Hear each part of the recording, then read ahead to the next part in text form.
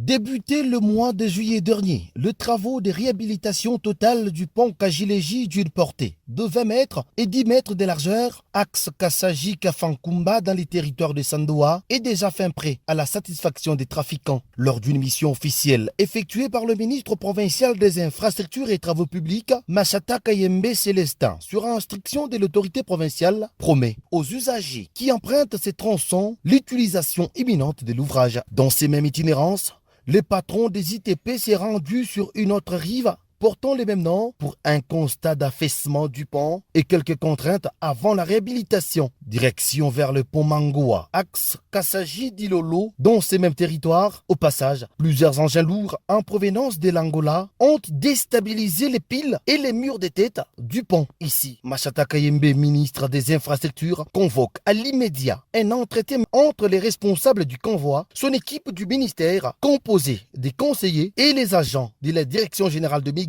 des GEMA. Le patron décide d'intercepter les engins qui ont endommagé l'ouvrage afin de répondre à leur acte. Le gouverneur Fifi Masuka nous a demandé à ce que nous puissions un peu voir l'évolution des travaux. Et c'est sur son instruction que nous nous sommes retrouvés ici, parce qu'il faut toujours à un certain moment qu'il y ait un contrôle qui doit se faire régulièrement. Nous nous sommes arrêtés au niveau du pont Kajileji. Kajileji, ce pont-là, il y a un affaissement et c'est pour cela que nous devrions aussi nous arrêter à ce niveau.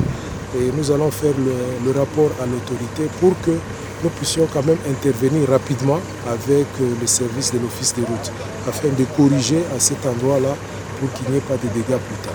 Dans les soucis de décongestionner le trafic routier pour permettre d'évacuer les produits agricoles dans les provinces sœurs, l'autorité provinciale reste déterminée à redonner le sourire à ses administrés longtemps oubliés. Rappelons tout de même que Fifi Masuka Saini, vice-gouverneur du Lualaba, ne fait jamais des choses à moitié dans les secteurs des infrastructures au Lualaba.